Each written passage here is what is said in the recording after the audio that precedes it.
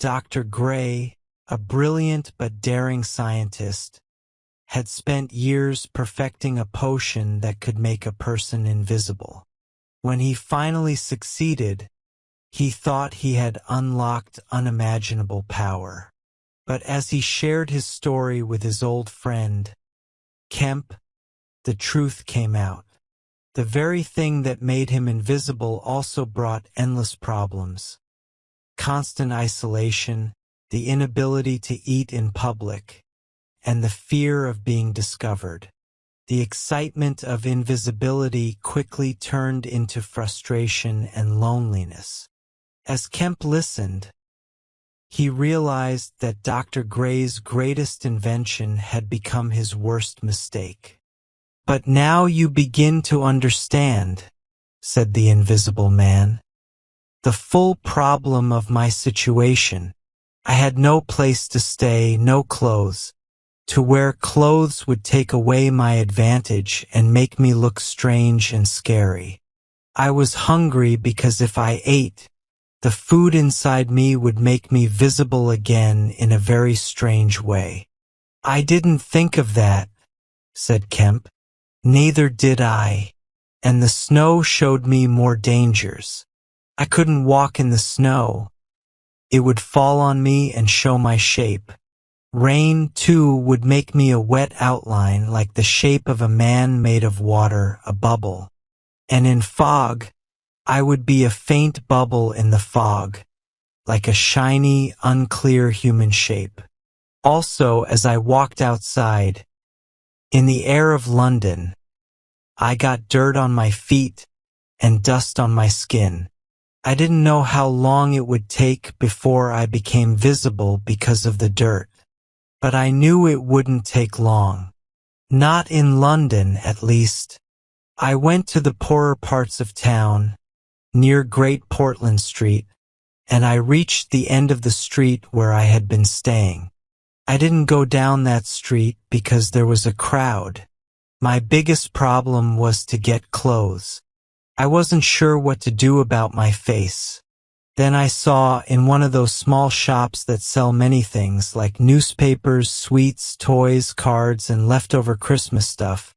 There were masks and fake noses. I understood that my face problem was solved. Suddenly, I knew what to do. I turned around, no longer lost, and started walking.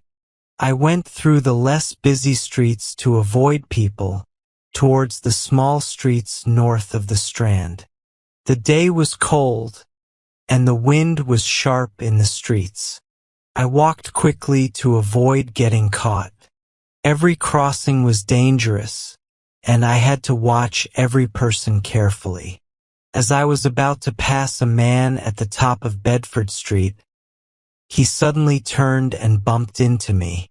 I almost fell under the wheel of a passing cab. The people near the cab thought he had some kind of attack. This scared me so much that I went into Covent Garden Market and sat quietly in a corner near some flowers, shaking and breathing hard. I realized I had caught another cold and had to leave before my sneezing got too much attention. Finally, I found the shop I was looking for. It was a dirty, dusty little shop in a small street near Drury Lane. The window was full of shiny clothes, fake jewels, wigs, shoes, and photos of actors. The shop was old and dark, and the building above it had 4 floors, all looking dark and sad. I looked through the window and, seeing no one inside, I went in. The door made a bell ring. I left the door open and walked around a stand with clothes. I hid behind a tall mirror. No one came for a minute or two. Then I heard heavy footsteps, and a man came into the shop. My plan was now clear. I would go into the house, hide upstairs, and wait for the right moment. When everything was quiet, I would find a wig, a mask, glasses, and clothes. Then I would go back into the world, looking strange but still possible. And while I was at it, I could steal some money from the house. The man who came into the shop was short, thin, with a hunched back, thick eyebrows, long arms, and very short legs. It looked like I had interrupted his meal. He looked around the shop like he expected to see someone. He looked surprised, then angry when he saw the shop was empty. I started to follow him, but he stopped quickly when he heard me move. I stopped too, surprised at how fast he heard me. He shut the door to the house in my face. I stood there, not sure what to do. Suddenly, I heard him coming back, and the door opened again. He stood there, looking around the shop like he still wasn't sure. Then, talking to himself, he checked behind the counter and looked behind some things. Then he looked unsure. He had left the house door open, so I quickly slipped into the other room. It was a strange little room with only a few pieces of furniture, and there were big masks in the corner. There were 3 doors in the little room, one going upstairs and one downstairs, but all of them were closed. I couldn't leave the room while he was there.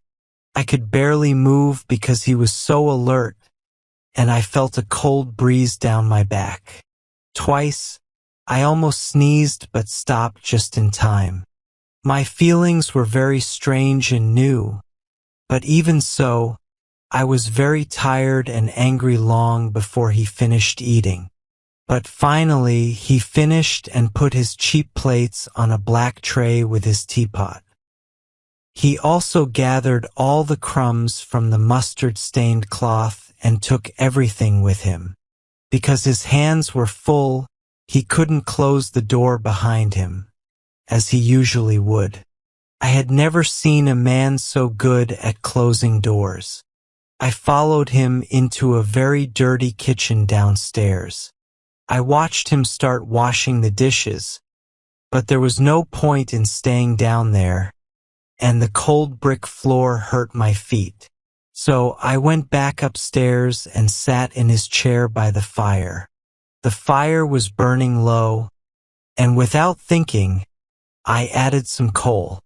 The sound of the coal brought him upstairs at once, and he stood there, staring around the room.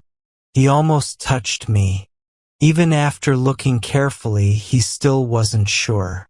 He stopped in the doorway and checked the room one last time before going downstairs. I waited in the little sitting room for a long time, and finally, he came back and opened the door to go upstairs. I just managed to sneak past him. On the stairs, he suddenly stopped, and I almost bumped into him. He stood there, looking back right at my face and listening carefully. "I could have sworn," he said. He pulled on his lower lip with his long hairy hand. His eyes moved up and down the stairs. Then he made a sound and continued going upstairs. He was about to open a door, but then he stopped again, looking angry and confused. He was starting to notice the small sounds of me moving around him. The man had very sharp hearing. Suddenly, he became very angry. "If there's anyone in this house," he shouted, but he didn't finish the threat. He put his hand in his pocket, didn't find what he was looking for, and rushed past me, loudly and angrily, downstairs. But I didn't follow him. I sat at the top of the stairs until he came back. Soon, he came back upstairs, still muttering to himself. He opened the door to a room, and before I could go in, he slammed it in my face. I decided to explore the house and spent some time doing it as quietly as possible. The house was very old, falling apart, and damp. Some of the door handles were stiff, and I was afraid to turn them. In one room next to his, I found a lot of old clothes. I started going through them, and in my excitement, I forgot again how sharp his hearing was. I heard quiet footsteps, and when I looked up, I saw him staring at the messy pile of clothes. He was holding an old-fashioned gun in his hand. I stood perfectly still while he looked around, suspicious and with his mouth open. "It must have been her," he said slowly. "Damn her." He shut the door quietly, and right away I heard him lock it. Then his footsteps moved away. I quickly understood that I was locked in. For a minute, I didn't know what to do. I walked from the door to the window and back, feeling confused. I suddenly felt very angry, but I decided to look at the clothes before I did anything else. My first try made a pile of clothes fall down from a high shelf. This brought him back, looking more dangerous than before. This time, he actually touched me, then jumped back, shocked, and stood in the middle of the room, surprised. After a moment, he calmed down a little. "Rats," he whispered, putting his fingers on his lips. He was clearly a bit scared. I quietly moved out of the room, but one of the wooden floorboards made a noise. Then, the annoying little man started going all over the house, holding his gun, locking door after door, and putting the keys in his pockets. When I realized what he was doing, I got so mad. I almost couldn't stop myself from acting right away. By this time, I knew he was alone in the house, so I didn't wait anymore. I hit him on the head. "Hit him on the head?" Kemp said, surprised. "Yes, I knocked him out. While he was going downstairs, I hit him from behind with a stool that was on the landing. He fell down the stairs like a sack of old shoes. But wait, the normal rules of kindness are fine for normal people. But, Kemp, I needed to leave that house in disguise without him seeing me. I couldn't think of any other way to do it. Then, I tied him up with a fancy vest and wrapped him in a sheet." "Wrapped him in a sheet?" "Yes, I made a sort of bag out of it. It was a good way to keep the fool scared and quiet. It was also really hard for him to get out of. His head was far from the string. My dear Kemp, stop looking at me like I'm a murderer. I had to do it. He had a gun. If he saw me, he could describe me." "But still," said Kemp, "here in England today. And he was in his own house and you were, well, stealing." "Stealing? Come on, Kemp, are you really gonna call me a thief now? Don't be silly. Can't you see my situation?" "And his situation too," said Kemp. The invisible man stood up quickly. "What are you trying to say?" Kemp's face got a little serious. He was about to speak but stopped himself. "I suppose, after all," he said, changing his tone, "you didn't have a choice. You were stuck. But still, of course I was stuck, really stuck, and he made me so angry, chasing me around the house, playing with his gun, locking and unlocking doors. He was just so annoying. You don't blame me, do you? You don't blame me?" "I never blame anyone," said Kemp. "Blaming people is out of style. What did you do next?" "I was hungry. Downstairs I found some bread and cheese. Not the best, but enough to fill me up. I had some brandy and water, then went back upstairs past my bag. He was lying still, and went to the room with the old clothes. I peeked through the gaps in the curtains. Outside, the day was bright. Compared to the dark and gloomy house, it was blindingly bright. There was a lot of traffic going by. I turned back, with spots of light dancing in front of my eyes, to the dark room behind me. My excitement started to fade, and I began to clearly understand my situation again. I started searching the place carefully. It seemed like the hunchback had been living alone in the house for a while. He was a strange person. I collected anything that could help me from the storeroom full of clothes, and then I carefully chose what I needed. I found a handbag I thought would be useful, and some makeup powder, rouge, and sticky bandages. I thought about painting and putting powder on my face to make myself visible. But the problem was I would need turpentine and other things. It would also take a long time to become invisible again. Finally, I chose a mask that wasn't too strange, dark glasses, gray whiskers, and a wig. I couldn't find underwear, but I could buy that later.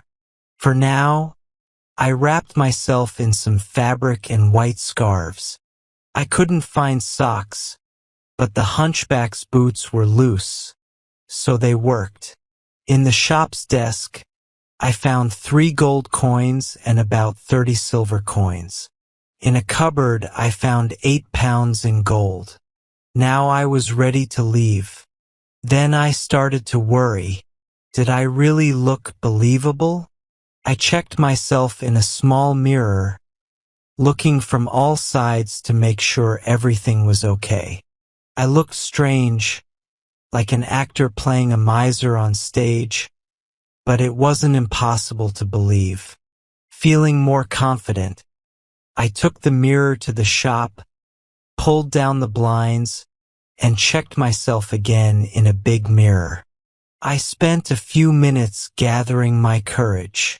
Then I unlocked the shop door and walked out into the street, leaving the little man tied up. In 5 minutes, I had turned down several streets, and no one seemed to notice me. My last problem was solved. He stopped talking. "And you didn't think about the hunchback anymore?" asked Kemp. "No," said the invisible man. "I don't know what happened to him. I guess he untied himself or got out somehow. The knots were pretty tight."